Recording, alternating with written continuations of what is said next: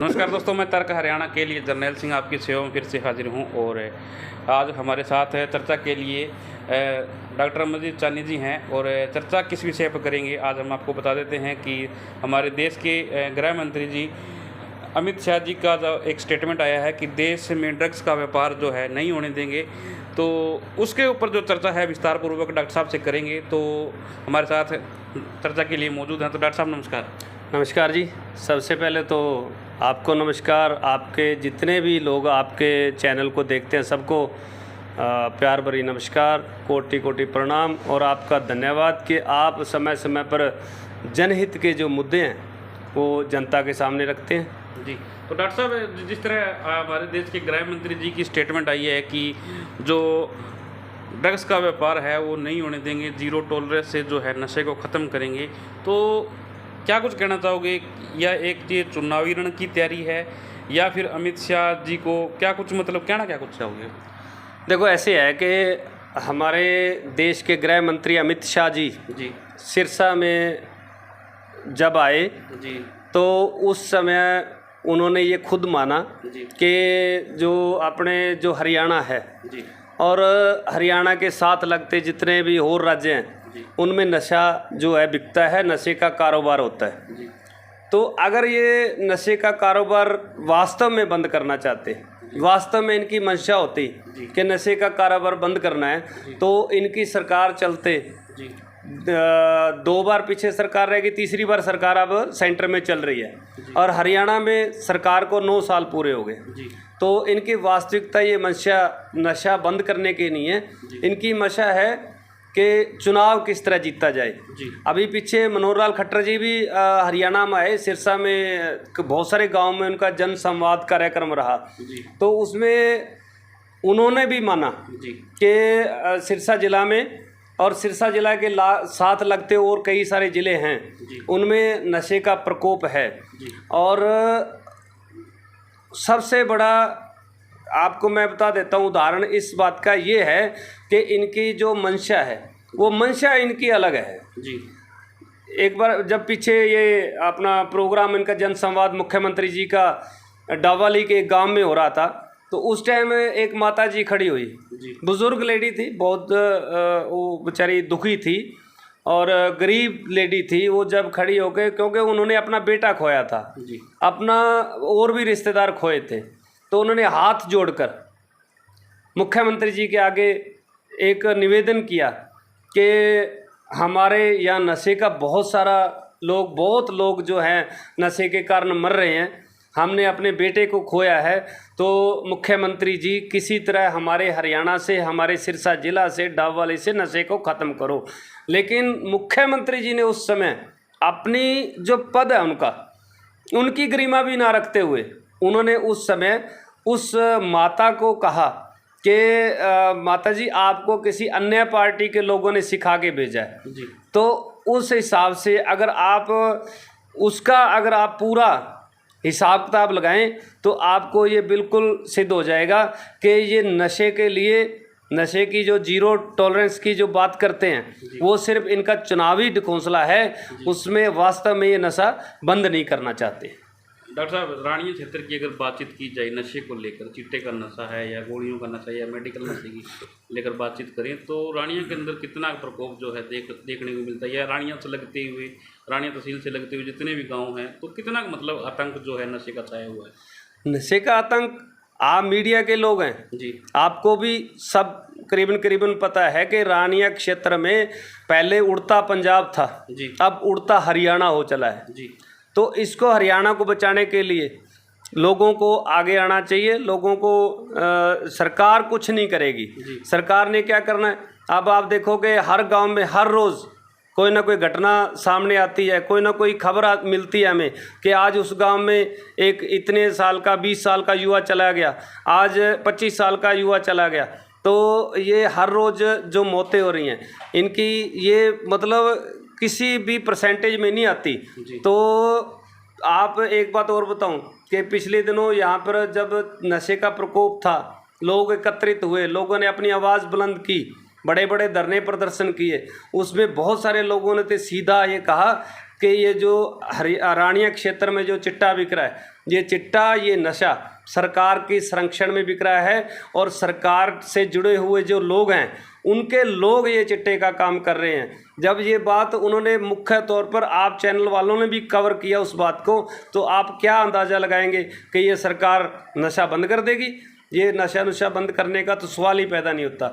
आप ये देखो, पिछले दिनों अभी जब हमारे जो इनालो के प्रमुख अभय सिंह जी चौटाला जब ये रानिया क्षेत्र का दौरा करके गए हैं, पैदल यात्रा के दौरान आए थे, तो उस टाइम उन्होंने भी इस बात पे जोर दिया था कि रानिया क्षेत्र में सरकार द्वारा संरक्षण प्राप्त जो लोग हैं वो नशे का कारोबार करते हैं। तो जब सरकार ही करवाती है तो भाई फिर यहाँ पर परसेंटेज का कोई मतलब नहीं रह जाता, फिर तो सारे का सारा काम सरकार खुद करवा रही है। डॉक्टर साहब, जिस तरह 9 साल आप बता रहे हो कि 9 साल जिस तरह सत्ता को हो गए, तो 9 साल पहले जो है अमित शाह जी ने इस तरह की कोई टॉलरेंस नीति, जीरो टॉलरेंस नीति की बात करें या कोई जन जागरण की बात करें या कोई जागरूकता अभियान को लेकर बात करें, तो पहले इस तरह की जागरूकता अभियान क्यों नहीं चलाई? क्या इनकी मंशा कुछ और थी या अब ये ढकोसले कर रहे हैं?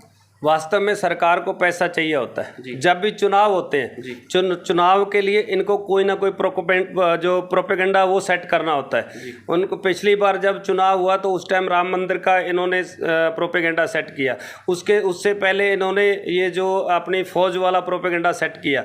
तो अब ये जगह जगह पर रैलियाँ करके ये एक प्रोपेगेंडा सेट कर रहे हैं कि हम नशे को बिल्कुल ख़त्म करेंगे। अगर ये वास्तव में नशा ख़त्म करने की बात करते तो अब 9 साल हो गए सरकार चलते हरियाणा में। अगर हरियाणा की बात करें, आप दूर मत जाओ, सिरसा ज़िले की बात करें, तो यहाँ सरकार द्वारा किसी गांव में कोई बड़ा सेमिनार किया हो तो आप बताएं।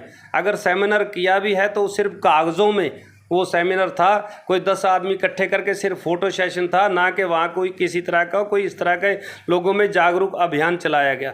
तो सबसे पहले अगर सरकार वास्तव में इस पे काम करना चाहती है, लोगों की ज़िंदगियां बचाने चाहती है और बहनों के सुहाग बचाने चाहती है, माओं के बेटे बचाना चाहती है और पिता का लाल बचाना चाहती है, तो सरकार को चाहिए कि हर गांव में बड़े लेवल सब सेमिनार करने की ज़रूरत है। अब ये बात जो है ये सरकार के हाथ से निकल चुकी है। अब इसमें कोई छोटे लेवल की ये बात नहीं रहेगी। हर गली में, हर चौराहे में आपको नशा मिल जाएगा, हर गांव में आपको नशा मिल जाएगा। पहले कहाँ मिलता था? पहले अगर मिलता था तो बहुत बड़े बड़े 2-4 गांव होते थे जहाँ जो मशहूर होते थे, और आज तो हर गली में 2-2 आदमी आपको मिल जाएंगे नशा बेचने वाले। तो सरकार को चाहिए कि एक तो हर गांव में सेमिनार लगाए और सेमिनार लगा के लोगों को जागरूक करे, और जागरूक करने के बाद कमेटियां गठित की जाएं। हर गांव के अंदर कमेटियां ऐसे लोगों की हो जो समाज सेवा से जुड़े युवा वर्ग, युवा साथी हों, और उनके मन में भी इच्छा हो कि हमने अपने अपना जो गांव है, जो अपना जो वार्ड है, उससे नशा ख़त्म करना है। पीछे एक बार एक बड़े लेवल के अधिकारी आए थे, उन्होंने कमेटियां गठित की थी, लेकिन उन्होंने कमेटियां गठित करने के बाद जब कमेटी वालों ने पुलिस के अंदर शिकायत की फलाना आदमी नशा बेचता है, तो वहाँ से ही बात लीक हुई और आज भी उन लोगों को धमकियाँ मिल रही हैं। तो जो भी कमेटी के लोग हों उनके नाम जो हैं वो गुप्त रखे सरकार, और ये तसल्ली दे इस पूरी तरह कि आपके नाम जो है गुप्त रखे जाएंगे, सामने नहीं आएंगे, ताकि उन लोगों का भी बचाव किया जा सके और नशे को भी ख़त्म किया जा सके। और सरकार को चाहिए कि जो बड़े गांव हैं उन गांव के अंदर नशा मुक्ति अभियान चलाकर और नशा मुक्ति केंद्र स्थापित किए जाएं। वहाँ पर दवाई फ्री हो, जांच फ्री हो, और वहाँ पर दाखिल करने की जो व्यवस्था है, डॉक्टर की व्यवस्था है, वो सरकार की तरफ से फ्री हो। और जब नशेड़ी वहाँ से नशा छोड़कर और अपने घर पहुँचे, अपने गांव पहुँचे, तो उससे पहले उसके लिए रोज़गार की व्यवस्था करने का काम भी सरकार करे, क्योंकि जब उसको रोज़गार नहीं मिलेगा तो जो नशा खाने वाला आदमी है, जब वो नशा छोड़ के घर पहुँचेगा तो दोबारा से उसका नशे की तरफ जाने का जो भाव है वो हमेशा ज़्यादा रहेगा। तो सरकार को चाहिए कि उनको रोज़गार दे, चाहे जितना अगला पढ़ा लिखा है उस हिसाब से, अगर कम पढ़ा लिखा तो उस हिसाब से नौकरियां दे, ज़्यादा पढ़ा लिखा उस, लेकिन रोज़गार जरूर दे, चाहे उसको प्राइवेट दे चाहे उसको सरकारी दे, फिर इस नशे को बंद किया जा सकता है। नहीं तो ये सिर्फ चुनावी मुद्दा रहेगा, चुनावी ढकोसला रहेगा। और इसी तरह सरकारों में जो जिनकी सरकारें चल रही है, जो सरकार के मंत्री हैं, वो इसी तरह बयान देते रहेंगे और लोगों से वोट लेते रहेंगे। डॉक्टर साहब, अगला सवाल जिस तरह करें रानिया के नुमाइंदों को लेकर, जो रानिया के नुमाइंदे आज हैं, तो वो उनकी तरफ से भी कहीं ना कहीं नशे को रोकने के लिए को लेकर आज तक कोई अभियान नहीं चलाया गया, कोई जागरूकता मिशन नहीं चलाया गया, तो उनके बारे में क्या कुछ कहना चाहोगे? सबसे पहले तो मैं ये आपसे ही पूछूंगा कि रानी के नुमाइंदे है कौन? जी, कौन है यहाँ पे नुमाइंदे? जी, जो रानिया के नुमाइंदे हैं, क्या रानिया रहते हैं क्या वो? जी, जी, कोई रानिया रहता है? उनका कोई रानिया में ऑफिस है जी, जहाँ जाकर कोई जाके उनकी पुकार कर सके, उनसे बातचीत कर सके? कोई है रानिया के अंदर किसी नुमाइंदे? किसी भी नुमाइंदे का आप दफ्तर बता दीजिए। जी, लेकिन अब जो ये नुमाइंदे हैं, ये तभी आएंगे जब यहाँ पर लोगों की इनको वोट चाहिए होगी, चाहे वो किसी भी पार्टी से हों। लेकिन अब आप देख लीजिए, चौधरी साहब का ही देख लीजिए, आप सीधा नाम लूँगा मैं तो, वो कब आए हैं, उन्होंने कब यहाँ सेमिनार करवाए हैं, और लोगों ने तो यार स्पष्ट नाम तक ले दिया, और उसके बाद भी वो उनका कोई बयान नहीं आया। लोगों के घर उजड़ रहे हैं भाई साहब, लोगों के परिवार उजड़ रहे हैं, लेकिन सरकार कुछ नहीं करना चाहती। यहाँ के नुमाइंदे भी सिर्फ चुनाव के समय आपको बाहर दिखाई देते हैं, बाकी तो वही वो चंडीगढ़ रहते हैं, और जब आते हैं तो फेसबुक पे डाल देते हैं कि हम यहाँ पर आए हुए हैं, तो कोठी पर जाकर सिर्फ उनके जो चाहने वाले, उनको मिलने वाले जो लोग हैं, सिर्फ उनको वो मिलते हैं। आम जो जनता है वो आज भी दुखी है, पहले भी दुखी थी, और उनकी किस्मत में अगर ऐसा चलता रहा, अगर वो जितनी जो जनता है, अगर वो स्वार्थी लोगों को वोट देती रहेगी और किसी स्वार्थ के लिए वोट देती रहेगी, तो ये नशा बंद नहीं करवाया जा सकता, और ना ही रानिया क्षेत्र का सुधार हो सकता है। तो सबसे पहले तो मैं जनता से अपील करूँगा कि एक तो स्वार्थी ना हो, और स्वार्थ छोड़ दें, और स्वार्थी लोगों को वोट देना बंद कर दे। वोट उस आदमी को दें जिस पे आपको भरोसा हो, चाहे वो किसी भी पार्टी का हो। मैं किसी भी पार्टी की बात नहीं करता, मुझे सिर्फ अपने रानिया क्षेत्र और अपने देश से मतलब, अपने हरियाणा से मतलब है कि ये किसी तरह इसको नशे से बचाया जा सके।